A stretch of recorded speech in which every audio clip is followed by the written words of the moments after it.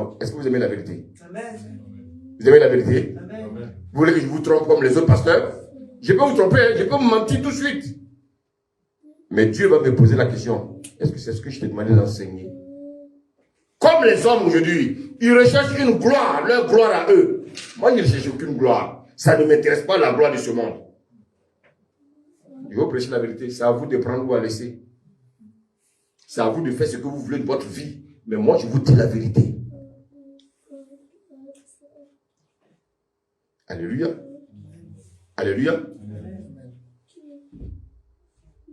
Si Dieu est devenu mon Père, ça veut dire que je n'ai plus le temps à la distraction. Vous ne voyez pas que ce monde est dans la distraction? Vous êtes là. Pendant que vous êtes dans la distraction, les gens votent des lois bizarres dans ce pays et les gens sont endormis. Chut. Alléluia. Les gens sont endormis.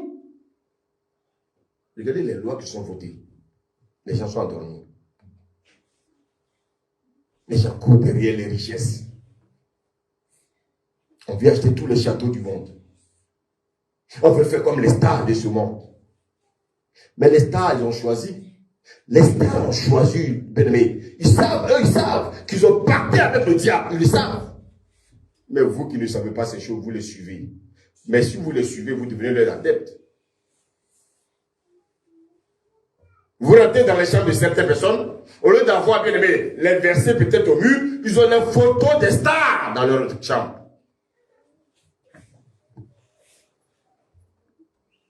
Que le Seigneur vous aide. Je dis que le Seigneur vous aide. Amen. Alléluia. Amen. Bien aimé, je suis devenu enfant de Dieu. Malheureusement, qu'est-ce qu'on constate dans la vie de certaines personnes qui se disent chrétiennes?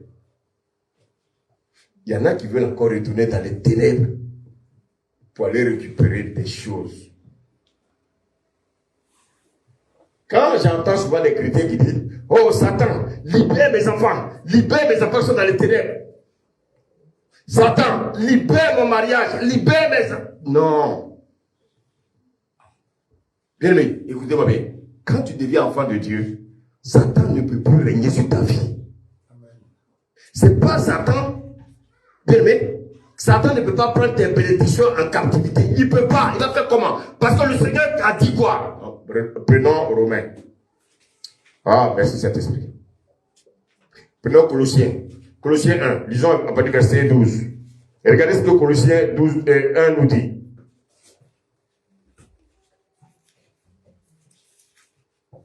Colossiens 1, verset 12.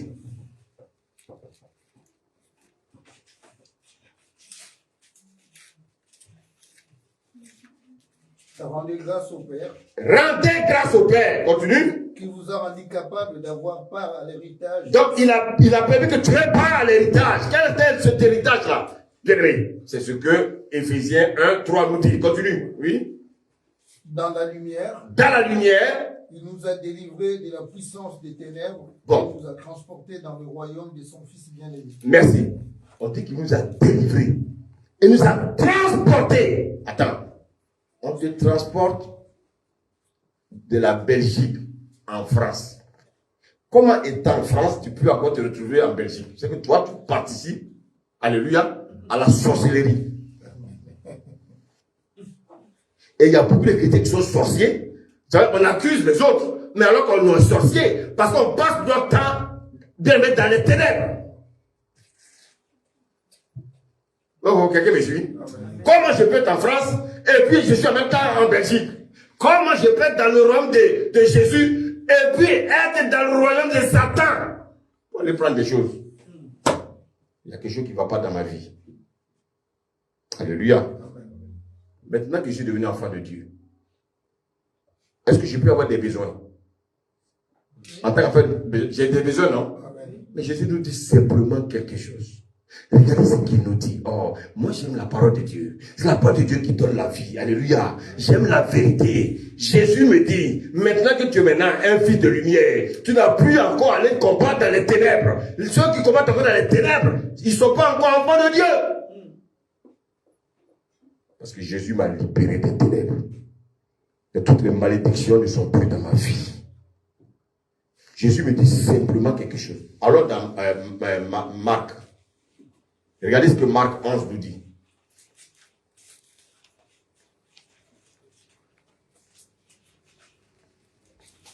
Marc 11, regardez le verset 24, écoutez. Marc 11, verset 24.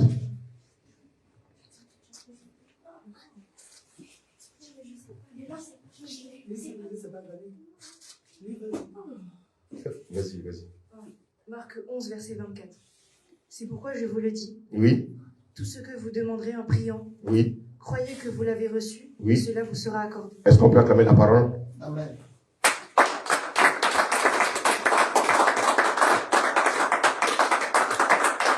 Je pose la question. Miti, est-ce que le Seigneur a dit d'aller dans les ténèbres pour aller prendre ce que le diable nous a pris? Non. Il a dit quoi? Il a dit on prie et on aura. C'est tout. Il dit simplement de prier et vous le verrez s'accomplir. Donc si j'ai besoin de quelque chose, je prie. Je n'ai pas encore allé combattre dans les ténèbres. Alléluia. Amen. Mais moi je suis devenu un enfant de Dieu et je passe mon temps à voir les choses du diable. Mais il y a un problème dans ma vie. Alléluia. Amen. Il dit tout ce que vous demanderez en priant. Alléluia. Il dit croyez que vous l'avez reçu. Quand je veux croire que je l'ai reçu, je le verrai ça s'accomplir. Oh mon grand-père a pris mon travail. Oh mon grand-père, oh ma grand-mère, c'est ma grand-mère qui fait que je ne peux pas faire d'enfant. Ah! Hey, j'espère que vous m'écoutez. Hein? J'espère que vous comprenez ce que je suis en train de dire.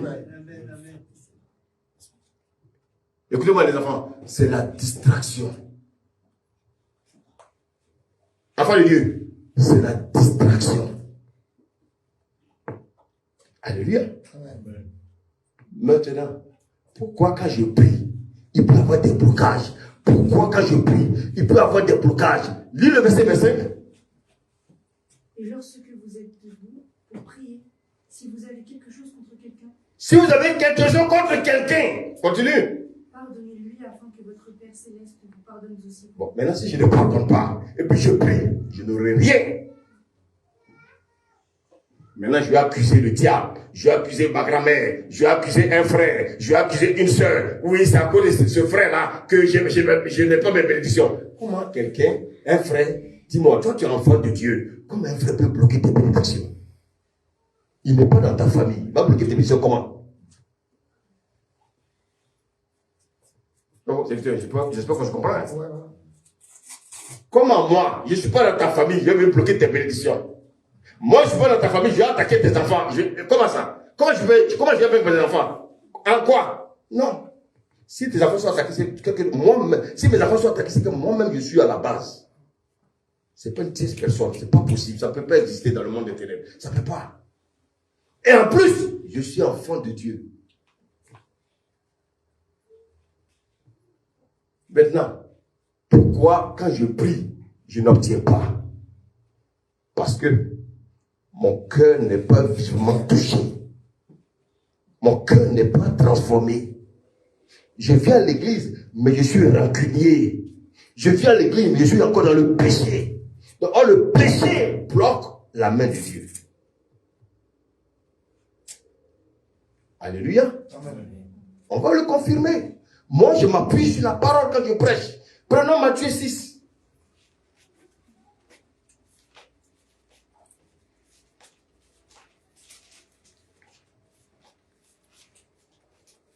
Matthieu 6.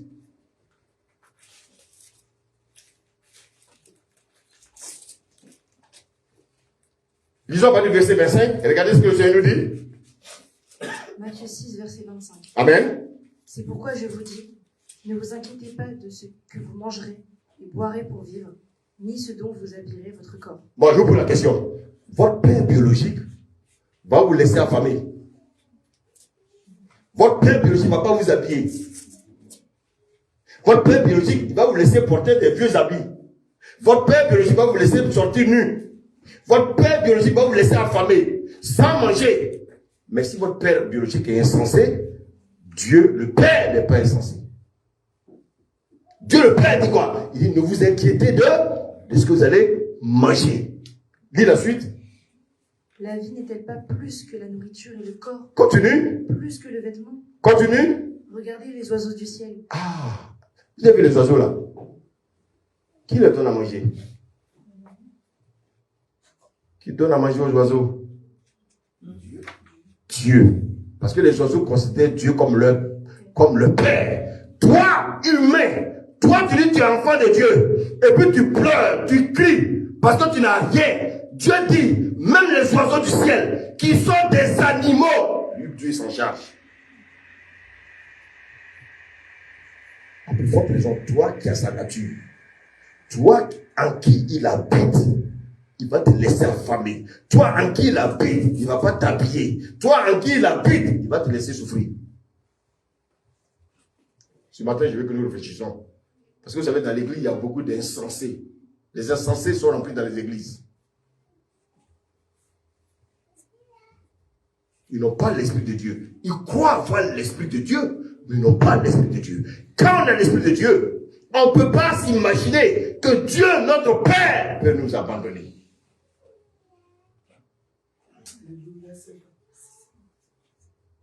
Les oiseaux là, regardez les chiens, on leur donne à manger. Les animaux féroces qui sont dans la brousse, ils ont à manger. À plus forte raison, il est d'abord ton créateur. En plus d'être ton créateur, il est ton Père. Il ne va pas prendre soin de toi. Dieu, il prendra soin de notre nourriture. Il va prendre soin de notre vêture. Alléluia. Alléluia. C'est en Dieu qu'on voit la vraie notion de la paternité. Dieu est un véritable Père. Dieu n'abandonne jamais ses enfants. Maintenant, je vous pose la question. Est-ce que les païens peuvent appeler Dieu leur Père? Non. Non. Dieu n'est pas leur Père. Mais est-ce que Dieu est leur créateur? Oui. Oui. Or, toi, il est ton créateur et il est ton Père. Les païens, Dieu est leur créateur, mais Dieu n'est pas leur Père. Toi, Dieu est ton, non seulement il est ton créateur, mais il est ton Père. Et tu t'inquiètes. Pour peu de choses, tu t'inquiètes, chrétien. Alléluia. Les arbres là, vous avez vu les arbres là, les feuilles poussent. Dieu s'en charge. Dieu s'en charge. Alléluia. Dieu te dit simplement de t'inquiéter. Alléluia, pour une seule chose. Parce que c'est là-bas que tu n'es pas vraiment, c'est là-bas que tu ne prends pas conscience. Lis le verset 33. Recherchez d'abord le royaume. Ah! Est-ce que toi, tu recherches le royaume? Voici le problème du chrétien. Il dit, toi, de chercher le royaume. Et qu'est-ce que toi, tu cherches? Les choses du monde. Vous savez pourquoi? Parce que tu as cette influence de tous ceux que tu fréquentes. Moi, je n'ai plus d'amis dans le monde. Parce que je ne veux pas qu'ils m'influencent. Parce que si tu veux avoir des amis dans le monde, ils vont t'influencer. Quand je vais dans le monde, c'est pour amener les gens à Christ. Pas pour rester avec eux. Ils vont se moquer de moi. Parce que le diable va les pousser à se moquer de moi. Ah, mais toi, tu n'es pas à la mode. Oui. Dieu n'est pas à la mode. Dieu ne connaît pas la mode. La mode, alléluia.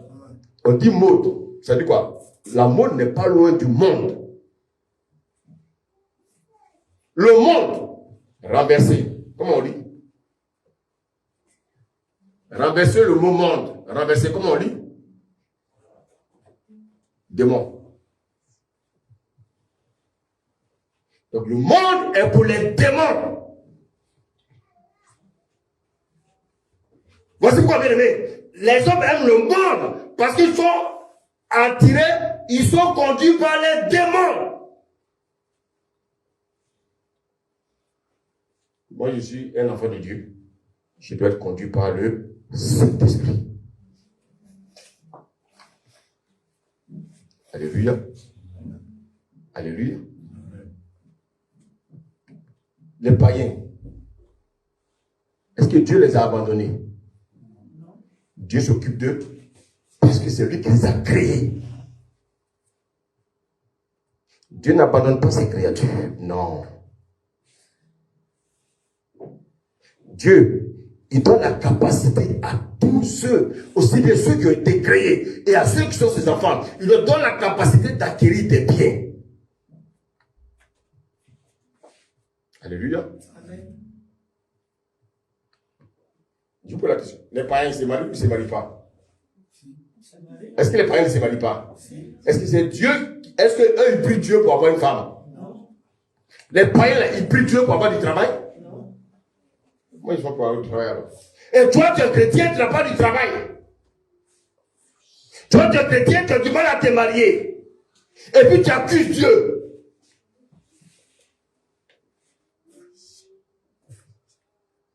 Est-ce que je peux prêcher encore? Amen. Je peux continuer à prêcher? Amen. Les païens ne connaissent pas Dieu, mais c'est eux qui sont les plus riches. Parce que Dieu ne les a pas aussi abandonnés. Alléluia. Amen. Alléluia. Amen. Vous savez, tout a commencé quelque part. Dieu n'abandonne pas ses créatures, hein? Non. Regardez, prenez. Quand Abraham a fait l'erreur d'avoir un enfant avec Agar, vous connaissez l'histoire? Qu'est-ce que Dieu va dire à Abraham? De chasser l'enfant.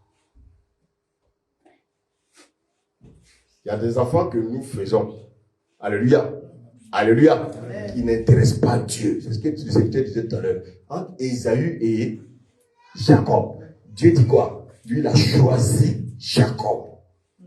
Mais Ésaü est sa créature. Mais c'est Jacob qui intéresse Dieu.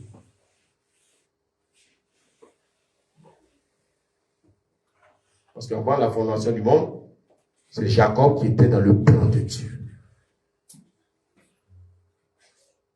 Quand Ismaël est venu au monde, Dieu n'a pas dit, je ne veux pas de cet enfant, non. Dieu n'a rien dit. Mais quand Isaac est venu, Dieu a dit, chasse Ismaël. Il y a des choses que nous devons chasser nous-mêmes de notre propre vie. Il y a des choses dans nos vies qui n'intéressent pas Dieu. Qu'est-ce qui n'intéresse pas Dieu dans ta vie? C'est à toi de chasser ces choses-là. Quel est le péché qui n'intéresse pas Dieu dans ta vie? Quelle est ta manière de vivre qui n'intéresse pas Dieu? Ce n'est pas Dieu qui va descendre. Lui, il habite déjà en toi. Il te donne des consignes. Il te donne bien aimé. Non seulement tu as une conscience, mais il est là pour t'interpeller. Mais qu'est-ce que tu fais? Tu fermes les oreilles parce que Dieu te dit. Quand tu fermes tes oreilles, Dieu aussi ferme ses oreilles. Tout à l'heure, on dit qu'on a entendu beaucoup de rip. Vous ne savez pas ce que ça veut dire rip. Regardez comment les gens meurent. Les gens meurent. Les gens meurent. Et l'inquiétude, beaucoup meurent sans avoir connu le Père. Mais, c'est eux. Pourquoi ils? Ah, c'est anglais. Ah, d'accord. Parce que moi, je n'aime pas tous ceux qui meurent. Ça ne m'intéresse pas. Moi, je cherche ceux qui vivent. Parce que mon Dieu est vivant. Alléluia. Amen. Les païens, ils ne prient pas Dieu, ils ont tout. Toi, tu dis que tu as Dieu. Dieu dit de demander, Il dit simplement de prier, de demander. Lui, il va donner. Mais tu pries, tu n'as pas. Pourquoi? Tu t'es déjà posé la question? Mais les païens, ils ne prient pas et puis ils ont tout. Vous savez pourquoi? Parce que tout a commencé au commencement. Genèse 1. Genèse 1.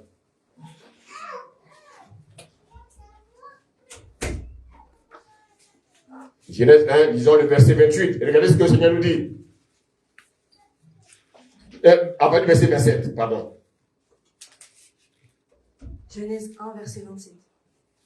Dieu créa l'homme à son image. Oui. Il le créa à l'image de Dieu. Amen. Est-ce que ici, on parle des chrétiens et des païens? Est-ce qu'ici, on parle des chrétiens et des païens? Non. Non, il n'y a pas de chrétiens ici. Dieu a créé l'homme. L'homme, homo sapiens. L'homme, homo sapiens. Point final. Il dit l'homme et la femme. La femme était en l'homme. Ça, c'est la créature. C'est en esprit. Alléluia. Maintenant, qu'est-ce que Dieu va dire? Lis la suite. Il créa l'homme et la femme. Dieu les bénit et Dieu a fait quoi? Dieu les bénit. Dieu les bénit. Donc, dès le commencement, Dieu avait déjà béni qui? L'homme. Au commencement, Dieu avait déjà béni l'homme. Alors Dieu, quand il donne, Dieu ne se répand pas de ses dons. Alléluia. Dieu a donné. Dès le commencement, Dieu a béni l'homme. Or, ce que Dieu bénit, personne ne peut maudire. Donc ici, il n'y a pas païen, il n'y a pas chrétien, il n'y a pas musulman, il n'y a pas bouddhiste, il n'y a pas franc-maçon. L'homme, c'est l'homme. Alléluia. Maintenant, c'est bénédiction. Lis la suite, on va voir. Il leur dit, reproduisez-vous. Bon, il a dit reproduisez-vous. Donc, chacun peut se marier. Dieu n'a pas dit aux hommes de ne pas se marier. Hein? Chacun peut se marier. Alléluia. Mais Dieu est tellement intelligent. Regardez ce que Dieu va faire. Dieu va créer Adam et Ève. Mais Dieu n'a pas créé Adam et Jean-Baptiste.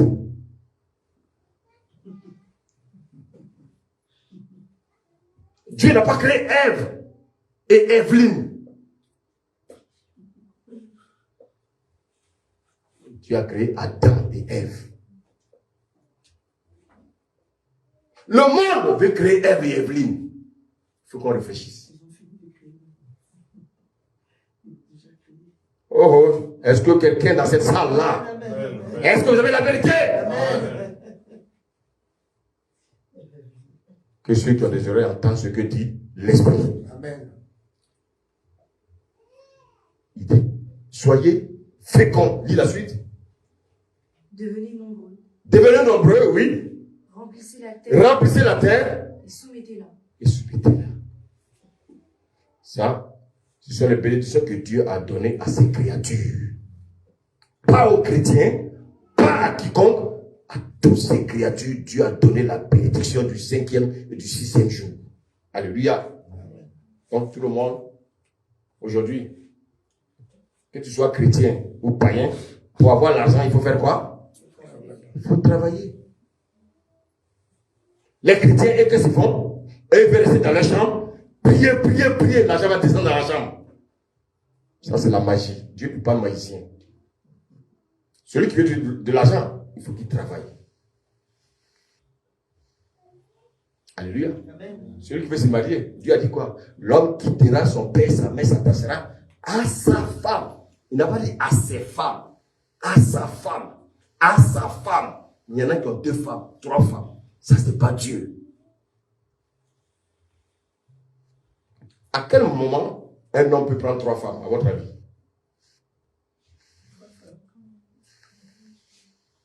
À quel moment un homme peut prendre 3 femmes? Quand il aura 3 organes masculins.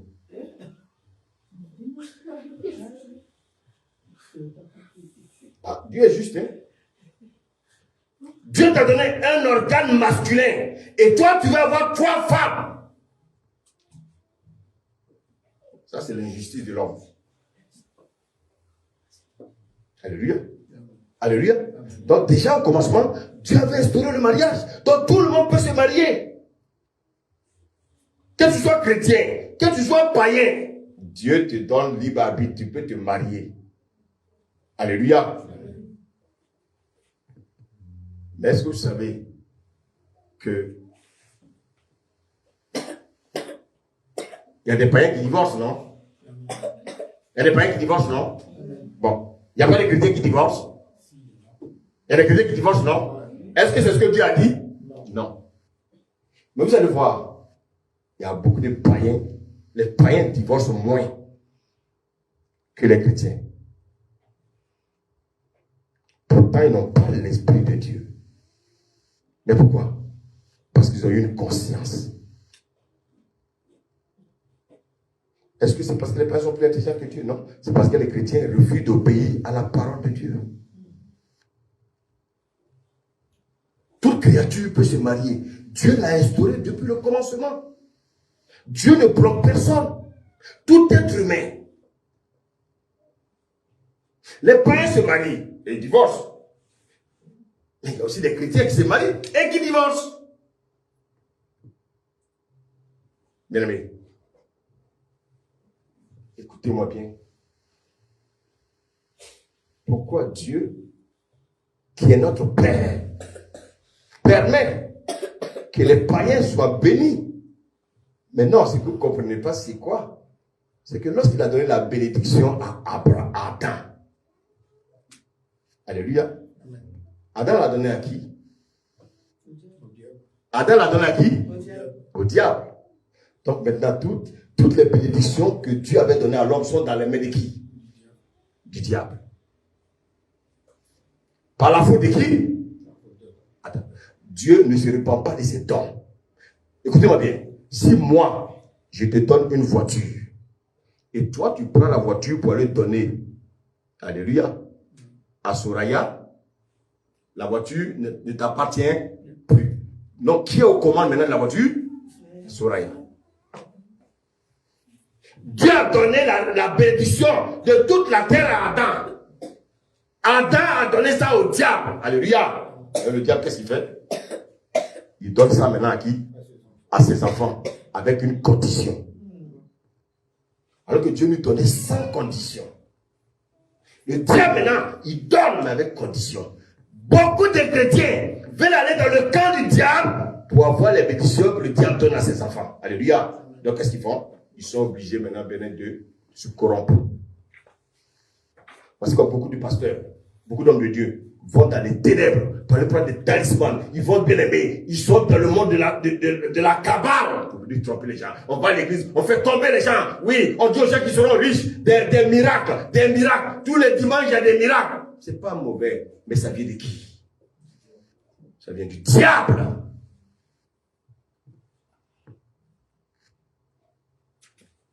Le diable, il a récupéré toute la bénédiction. Il le distribue maintenant à qui veut. Mais il avait proposé à quelqu'un, non? Il avait proposé à qui? Il a proposé à Jésus. Alléluia.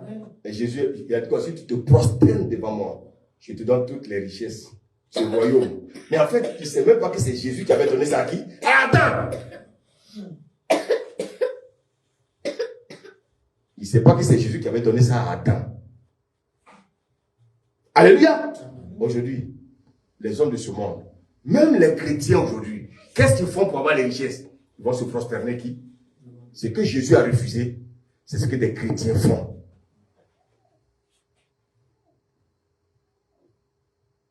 Quelqu'un me suit?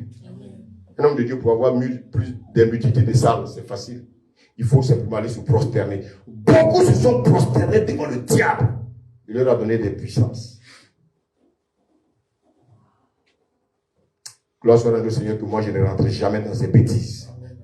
Parce que bien aimé, je veux que vous soyez sauvés. Et je veux aussi être sauvé. Ça prend ou à laisser.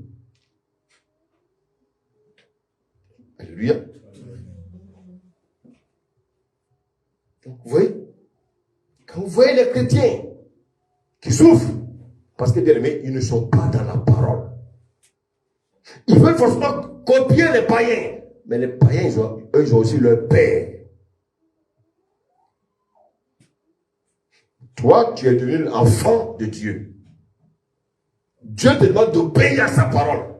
Tu résistes à la parole de Dieu. Et quand ça ne va pas, tu vas maintenant dans le camp de l'ennemi, dans le camp du diable. Et bien, mais qu'est-ce que tu fais? Tu convoites la bénédiction que le diable donne à ses enfants. Bien-aimé. Alléluia. Amen. Alléluia. Amen. Bien-aimé, nous étions des esclaves. Mais on ne peut plus continuer à être des esclaves. On ne peut plus continuer à être des esclaves. Alléluia. Amen. On ne peut pas continuer à être des esclaves. À un moment donné, on réfléchit. On se dit, mais non, je ne peux pas demeurer dans le péché. Je ne peux pas chercher à ressembler à mon ami, à ma camarade. Non. Parce que ma camarade et moi ne sommes pas pareils. Le conseil que je te donne, cherche à ressembler à Christ. Je dis, cherche à ressembler à Christ. Amen, amen, amen. Je ne cherche pas à me ressembler à moi. Parce que moi, je ne suis pas parfait. Cherche à ressembler à Christ. Autrefois, tu étais esclave. Tu ne peux pas demeurer esclave. À un moment donné, tu prends conscience. Alléluia. Amen. Mais il y a quelque chose que je voulais te dire pour terminer.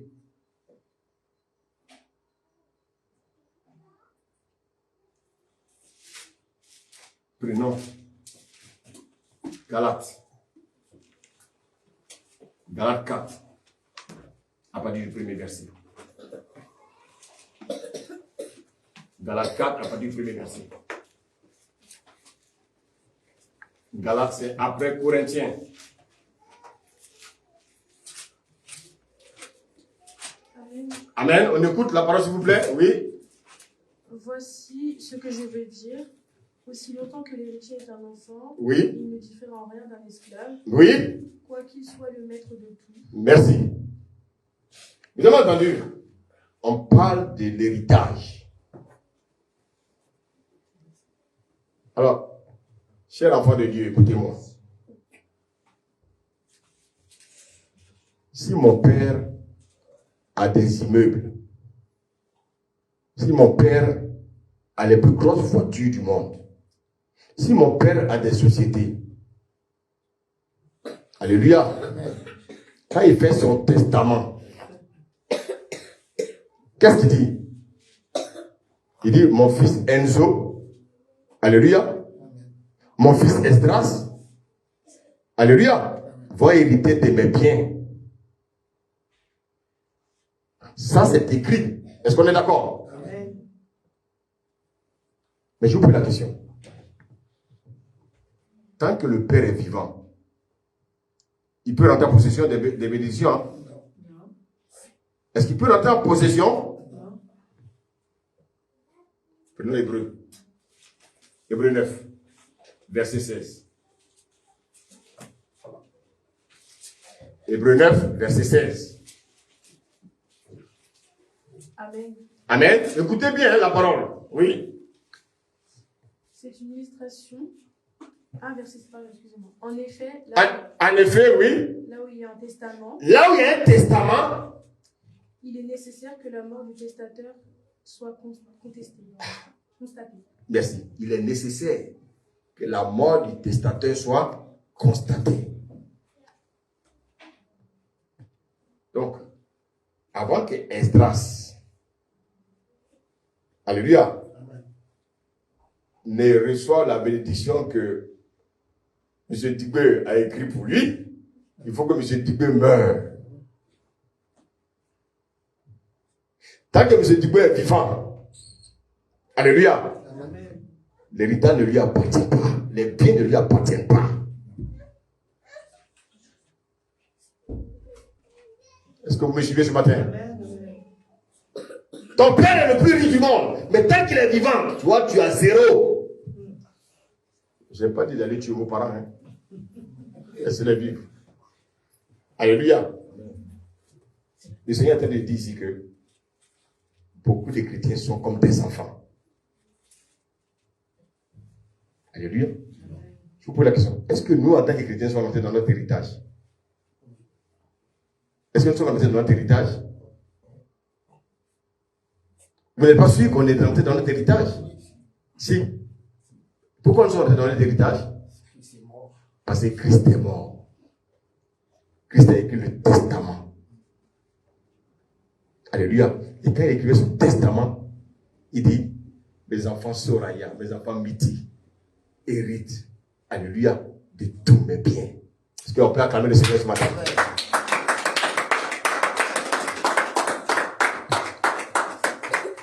Christ est mort à la croix pour que toi, tu puisses posséder ton héritage.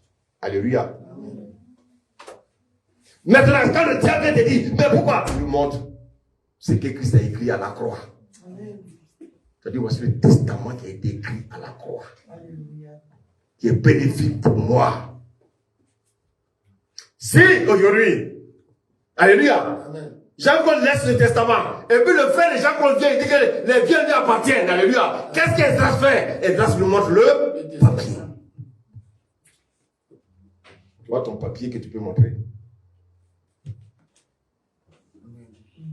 Tout est dedans pour toi. Pourquoi tu appelles Dieu Père? Tu appelles Dieu Père parce qu'il est d'abord ton créateur. Et tu appelles Dieu Père parce que tu es né de lui. C'est lui qui t'a engendré. Tu as été régénéré.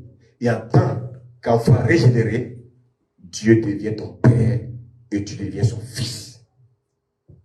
Alors que le païen, Dieu est seulement son créateur. Que le Seigneur vous garde ce matin. Et que sa main puissante soit sur vos vies. Amen.